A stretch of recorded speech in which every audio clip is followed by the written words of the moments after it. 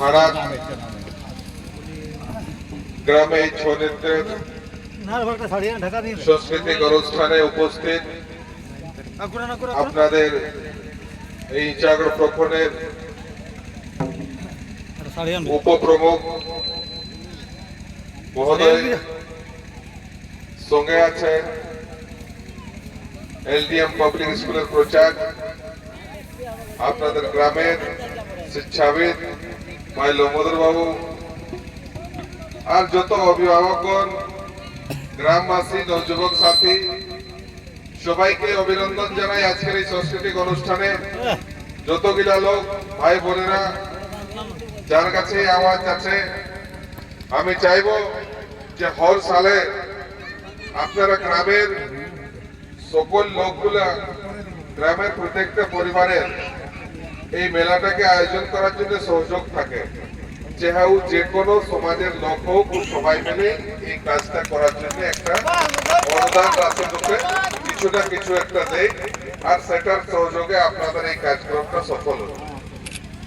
বন্ধুগণ, যেরকম মিলেমিশে এরকম কার্যক্রমটা আপনারা করেন, সেই এরকমই মিলেমিশেই যেমন নিজের আনেওয়ালা ভবিষ্যতের পিঢ়ির জন্য কিছু একটা করে যান, এটাই আমার আপনারা কাছে আজকের আবেদন থাকবে আর নিবেদন থাকবে যে বর্তমান পরিস্থিতি আমাদের ক্ষেত্রে অনেক রাজনেতা বাইরে আসেন, আর যখন ইলেকশন আসে না তখন ওরা যাইতে গিয়ে উঠকায়, ও ফাল্লা যায় তো ফাল্লা যায় তো ফাল্লা যায়।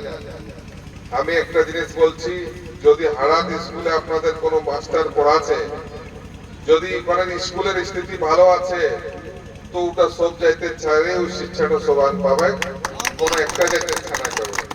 যদি আপনাদের এখানে কোনো মেডিকেল ফ্যাসিলিটি আছে, কোনো ডক্টর নার্সের ব্যবস্থা আছে, তো যদি কাগজ চোট লাগেছে, যে কোনো যাইতে লোক গেলেও ওকে টেরবে আগে দিবে কেন নাই, তো ওটাই আমরা কোনো ভেদভাব তো করি নাই।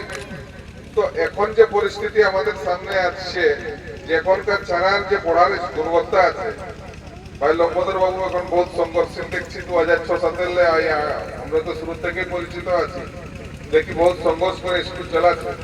এখনকার যে রাজনৈতিক স্থিতি, যে পরিস্থিতি আছে, সেটা শিক্ষার স্তরটাকে যে কোনো ছাকে অ্যাডমিশন করে দেবো, অটোমেটিক ম্যাট্রিক পাস করে যাবে, বুঝে নয়ের পড়া জানো কেন না জানে, মানে পড়ার শিক্ষাটা আমাদের একদম গুণবত্তা ছিঁড়াই যায়।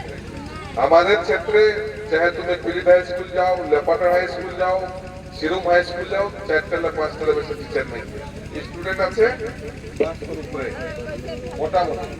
আর সেটাও 500 স্টুডেন্টের মধ্যে আপনার ওই 4টা টিচারও আছে, তো 3টে টিচার করোনা ইলেকশন ডিউটি না কোনো কিছু না কিছু ব্যস্ততা আছে রিপোর্টে। ওই 2টা টিচারে বহু পড়াশোনা ভালো হয়নি। তো আমরাকে শিক্ষার দৃষ্টিকোণ বোকাপন আছে। যদি আমরা কোনো খেতি বাড়ি করছি, তো ওখানে সিঁচার ব্যবস্থা নেই, জলের ব্যবস্থা নেই। যদি কোন রকম ট্রেকারে আবাদ হচ্ছে, তো যদি হাতি ঠাকুর বনিল বা ওটার মজা পাতে 2 বছর লাগছে না দেখছে। আর সেটাও তুমি 1 বিঘা মারলে তো তুমি 35 মিনিট করবে, এটাও কথা। তো আমাদের পরিস্থিতি শিক্ষার দৃষ্টিকোণে গেলে তো নকরি পাবে নাই। খেতি বাড়ি যদি করছো, তো ওটা ভালো করে হচ্ছে না, ব্যবস্থা নাই, জলের ব্যবস্থা নাই, শিক্ষার ব্যবস্থা নাই। তো আমি করবো তো করবো কি, আনেওয়ালা জেনারেশন করবে, যদি পড়ে নাই তো নকরি পাবে কোথাও। তো কিসে কি করে খাবে? কোন রকম টেকনিক্যাল আইটিআই যদি কোনো চা করছে, তো ফ্যাক্টরি লেবার গুলো কাজ করছে। আগে টাটার লোক এগুলি আসতো ফ্যাক্টরি দেখতে, ধান চাল কিনতে, এখন আমাদের লোক টিফিন নিতে টাটা খাটতে, দেখছেন? তো পরিস্থিতি বদলেছে।